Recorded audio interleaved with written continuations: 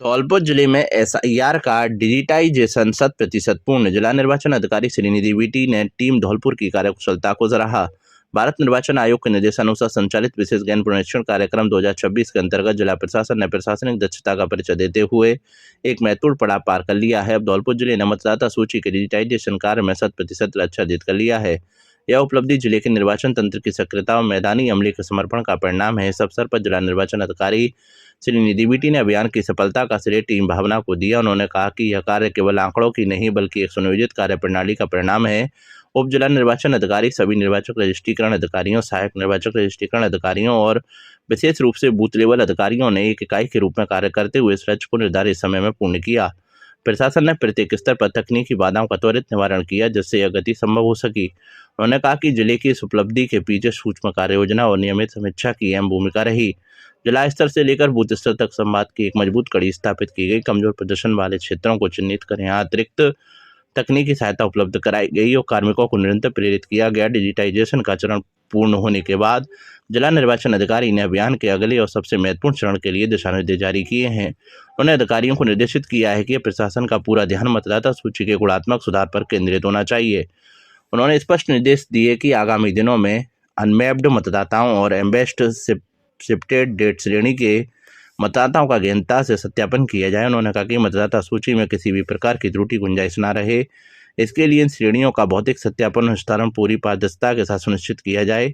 प्रशासन का उद्देश्य केवल नाम जोड़ना नहीं बल्कि एक ऐसी मतदाता सूची तैयार करना है जो पूरी तरह शुद्ध और त्रुटि रहित हो। जिला निर्वाचन अधिकारी ने सभी कार्मिकों से आह्वान किया है कि वे इसी ऊर्जा और निष्ठा के साथ सत्यापन कार्य में जुट जाएं ताकि जिला न केवल आंकड़ों में बल्कि डेटा की शुद्धता में भी राय में अग्रणी भूमिका निभा सके।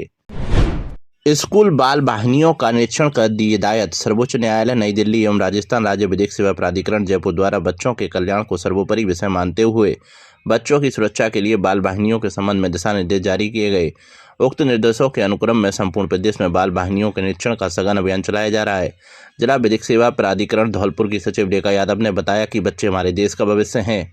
शिक्षा अर्जन के लिए वे अपने घर से विद्यालय आने जाने के लिए बस, mini bus, van, auto rickshaw आदि इत्यादि बाल वाहिनियों का उपयोग करते हैं। जिला विधिक सेवा प्राधिकरण धौलपुर की सचिव स्वयं भी बाल वाहिनियों का औचक निरीक्षण कर रही हैं। बाल वाहिनियों के चालकों को भी सुरक्षा मानकों से अवगत कराया जा रहा है, उनसे समझाइश की जा रही है। परिवहन निरीक्षक श्रीकांत कुमावत ने शुक्रवार को धौलपुर शहर में विभिन्न स्थानों पर बाल वाहिनियों का निरीक्षण किया। चेकिंग के दौरान कई स्कूल की बसें और वैन ओवरलोडिंग, निर्धारित क्षमता से अधिक बच्चों को बैठाने, फिटनेस प्रमाण पत्र की कमी, फर्स्ट एड बॉक्स न होने तथा सुरक्षा मानकों का पालन न करने की स्थिति में पाई गई। मौके पर ही संबंधित चालकों के चालान बनाए और विद्यालय प्रबंधन को सख्त चेतावनी जारी करते हुए कहा कि बच्चों की सुरक्षा से किसी तरह का समझौता स्वीकार नहीं किया जाएगा। अभियान के दौरान अधिकारियों, अभिभावकों और आमजन से भी अपील की कि वे किसी भी प्रकार की अनियमितता दिखने पर तुरंत रिपोर्ट करें ताकि सुरक्षित छात्र परिवहन व्यवस्था सुनिश्चित की जा सके। टीम ने बताया कि ऐसे निरीक्षण समय समय पर जारी रहेंगे और नियमों का उल्लंघन करने वालों पर कठोर कार्रवाई की जाएगी। भगवान दत्तात्रेय महाराज की मनाई जयंती, समाज के लोगों को वितरित की भगवान दत्तात्रेय की तस्वीर। धौलपुर में दशनाम गोस्वामी विकास समिति धौलपुर के तत्वाधान में समाज के आराध्य देव भगवान दत्तात्रेय महाराज की जयंती पुलिस लाइन स्थित छात्रावास पर मनाई गई। राधेश्याम शास्त्री और महंत भुल्लनदास ने मंत्रोच्चारण से विधि विधान पूर्वक पूजा अर्चना करवाई। समिति के अध्यक्ष सुरेश गोस्वामी और वैद गोपाल बन ने दत्तात्रेय महाराज की जीवनी पर प्रकाश डालते हुए समाज के लोगों को दत्तात्रेय के बताए मार्ग पर चलने तथा उनके आदर्शों को आत्मसात करने पर बल दिया। हर घर दत्तात्रेय घर घर दत्तात्रेय अभियान के तहत घर घर में दत्तात्रेय महाराज की पूजा अर्चना सुनिश्चित करने के उद्देश्य से समिति अध्यक्ष सुरेश गोस्वामी ने भगवान दत्तात्रेय की तस्वीर समाज के लोगों को वितरित की। राम गोस्वामी एवं उनके साथियों द्वारा भजन कीर्तन प्रस्तुत किए गए। इस अवसर पर रामबाबू गोस्वामी, वासुदेव गोस्वामी, महंत विष्णु भारती, महेश गोस्वामी, भारत गिरी, श्री राम गोस्वामी, शिवदत्त गोस्वामी, राम प्रसाद गोस्वामी, ओम प्रकाश गिरी आदि समाज के लोग मौजूद रहे। कार्यक्रम के अंत में प्रसादी का वितरण किया गया।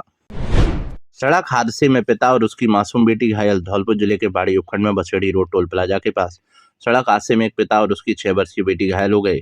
शुक्रवार दिन में अज्ञात वाहन द्वारा कट मारने से बाइक अनियंत्रित होकर सड़क किनारे पेड़ से जा टकराई। सूचना मिलने पर एम्बुलेंस से दोनों घायलों को बाड़ी सामान्य अस्पताल पहुंचाया गया। जानकारी के अनुसार बाड़ी शहर के बसेड़ी रोड स्थित कोरीपुरा गांव निवासी 45 वर्षीय पप्पू पुत्र कल्ला गुजर अपनी 6 वर्षीय बेटी पूजा के साथ करौली से अपने गांव कोरीपुरा लौट रहे थे। बसेड़ी रोड पर टोल प्लाजा के पास पहुंचते ही बसेड़ी से बाड़ी जा रहे एक अज्ञात वाहन ने उनकी बाइक को कट मार दिया। इससे बचने के प्रयास में बाइक अनियंत्रित होकर पेड़ से टकरा गई। दुर्घटना में घायल पप्पू की हालत गंभीर होने पर उसे प्राथमिक उपचार के बाद जिला अस्पताल धौलपुर रेफर कर दिया है। वहीं घायल बेटी पूजा का उपचार बाड़ी सामान्य अस्पताल में जारी है। बाड़ी अस्पताल में पैथोलॉजी लैब की छत से रिस रहा पानी, डर के साए में कार्मिक। धौलपुर जिले के बाड़ी अस्पताल की पैथोलॉजी लैब की छत से लगातार पानी रिस रहा है, जिससे लैब कर्मचारी खतरे के बीच काम करने को मजबूर हैं। इस संबंध में 1 महीने पहले पीएमओ को शिकायत की गई थी, लेकिन अब तक कोई कार्रवाई नहीं हुई है। लैब प्रभारी चंद्रशेखर पारासर ने बताया कि उनकी लैब में 9 कर्मचारी तैनात हैं। उन्होंने 1 महीने पहले पीएमओ को छत से पानी रिसाव की शिकायत करते हुए सुधार की मांग की थी। पानी का रिसाव लगातार जारी है, जिससे लैब के काम में भी बाधा आ रही है। पारासर ने आगे बताया कि पानी का रिसाव लैब के साथ साथ बाथरूम और अन्य कक्षों में भी फैल रहा है। यदि पानी की मात्रा और बढ़ती है तो छत कभी भी गिर सकती है, जिससे कोई बड़ा हादसा होने की आशंका है। Lab technician Jayant JP Sharma ने मांग की है कि यदि छत पर पानी रिसाव नहीं रुक पाता है तो लैब को बगल के किसी सुरक्षित कक्ष में स्थानांतरित कर दिया जाए, ताकि कर्मचारियों को किसी भी खतरे का सामना न करना पड़े। बता दें कि बाड़ी अस्पताल में पहले से ही सीनियर चिकित्सकों और एनेस्थेटिक चिकित्सक के अभाव के कारण ऑपरेशन थिएटर, डायलिसिस कक्ष और सोनोग्राफी कक्ष बंद पड़े हैं, जिससे मरीजों को परेशानी हो रही है। विभिन्न रोगों की जांच को लेकर काम करने वाले कर्मचारी भी हादसे की आशंका से परेशान हैं, जिसको लेकर अस्पताल प्रशासन कोई ठोस कदम नहीं उठा रहा है। मामले को लेकर बाड़ी अस्पताल के पीएमओ डॉक्टर हरिकिशन मंगल ने बताया कि जल्द ही कार्रवाई की जाएगी। अभिभाषक संघ बाड़ी में अध्यक्ष पद के लिए 4 अधिवक्ताओं ने जताई दावेदारी। धौलपुर जिले के बाड़ी कोर्ट में बार काउंसिल ऑफ राजस्थान के निर्देश पर बार संघ चुनाव में आवेदन की प्रक्रिया शुक्रवार को पूरी हो गई। आवेदन जमा करने की अंतिम तिथि तक अध्यक्ष पद के लिए 4 प्रत्याशियों ने नामांकन दाखिल किया। कुल 7 पदों के लिए 16 अधिवक्ताओं ने आवेदन जमा किए हैं। चुनाव अधिकारी एडवोकेट भगवान सिंह गुर्जर ने बताया कि अध्यक्ष पद के लिए सत्येंद्र सिंह जादव, मनीष यादव, शिव सिंह गुर्जर और निवर्तमान अध्यक्ष मुकेश कौशिक ने अपनी दावेदारी पेश की है। महासचिव पद के लिए भगवती प्रसाद शर्मा, जितेंद्र सिंह चौहान और सैयद शौकत अली ने आवेदन किया है। उपाध्यक्ष पद के लिए इमरान खान और गिरीश शर्मा, जबकि सह सचिव के लिए विपिन गर्ग और राकेश अजहर मैदान में हैं। पुस्तकालय अध्यक्ष पद के लिए पुनीत शर्मा और वकार अहमद ने आवेदन किया है। वहीं ऑडिटर पद के लिए इमरान खान और मनीष रावत ने नामांकन जमा कराया है। कोषाध्यक्ष पद के लिए केवल एक आवेदन एडवोकेट सुरेंद्र सिंह का प्राप्त हुआ है। उनका निर्विरोध निर्वाचन तय माना जा रहा है। बार संघ चुनाव के लिए 3 वरिष्ठ अधिवक्ताओं का एक पैनल बनाया गया है, जिसमें एडवोकेट भगवान सिंह गुर्जर, राधेश्याम उपाध्याय, ब्रजकिशोर शर्मा को निर्वाचन अधिकारी नियुक्त किया गया है।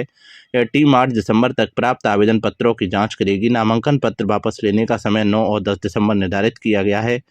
यदि 10 दिसंबर की शाम 4 बजे के बाद अध्यक्ष सहित अन्य पदों के लिए 1 से अधिक आवेदन पत्र रहते हैं तो 12 दिसंबर को चुनाव कराया जाएगा। मतदान के बाद मतों की गणना होगी और परिणाम जारी किए जाएंगे।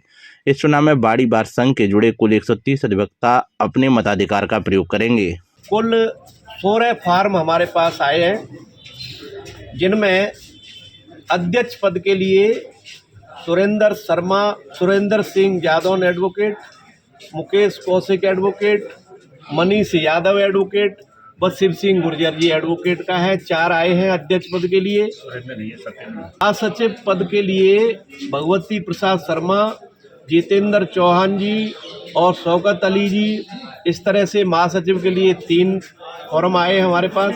उपाध्यक्ष पद के लिए इमरान खान, गिरीश शर्मा 2 फॉर्म आए हैं और कोषाध्यक्ष पद पर सिर्फ एक ही फॉर्म हमारे पास आया है, जो सुरेंद्र सिंह जी का है। दूसरा किसी का फॉर्म नहीं है। तीसरा, सह सचिव पद के लिए विपिन शर्मा और राकेश अजहर जी ने फाइल किया है। पुस्तकालय अध्यक्ष के लिए पुनीत शर्मा और वकार अहमद जी ने फाइल किया है। और ऑडिटर पद के लिए इमरान खान और मनीष रावत जी ने अपना नामांकन दाखिल किया है।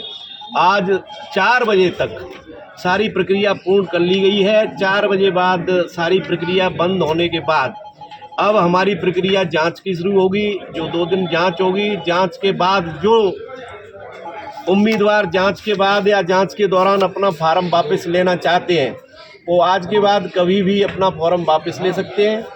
तत्पश्चात जितने लोगों के फार्म रहेंगे उनका 12 तारीख को निर्वाचन होगा और उसी दिन शाम को हम उनका गणना करके और रिजल्ट घोषित करेंगे। चुनाव बार काउंसिल की प्रक्रिया के मुताबिक शांतिपूर्ण और सद्भावना पूर्वक कराए जाएंगे। किसी भी तरह का कोई गतिरोध नहीं है। बड़े प्रेम से, आनंद से चुनाव होगा। भाई भाइयों का चुनाव है, कहीं भी कोई आपत्ति नहीं है।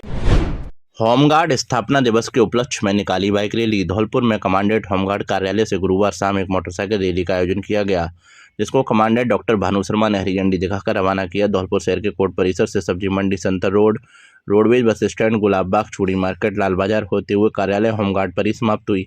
इस रैली का आयोजन होमगार्ड स्थापना दिवस के उपलक्ष्य में किया गया। रैली का मुख्य उद्देश्य दोपहिया वाहन चालकों को वाहन चलाते समय हेलमेट पहनने के लिए प्रेरित करना था, जो कि समय की मांग है। इस बाइक रैली का मुख्य उद्देश्य है कि हेलमेट पहनकर दोपहिया वाहन चलाना सड़क सुरक्षा के लिए कितना महत्वपूर्ण है। साथ ही स्वयंसेवकों को यातायात के नियमों का पालन करने के लिए प्रेरित किया गया। सभी स्वयंसेवकों द्वारा विभाग के ध्येय वाक्य निष्काम सेवा के लिए अपनी प्रतिभागिता सुदृढ़ की। रैली के दौरान home guard commandant doctor Bhanu Sharma, प्रशिक्षण प्रभारी चंदगी राम, कनिष्ठ लिपिक हरेंद्र कुमार एवं अन्य होमगार्ड उपस्थित रहे, जिनके द्वारा अपने कर्तव्यों का प्रीति सजग रहकर विभाग की गरिमा को बुलंद करने के लिए प्रण लिया। राज्य सरकार की दूसरी वर्षगांठ पर आयोजित होंगे विभिन्न कार्यक्रम।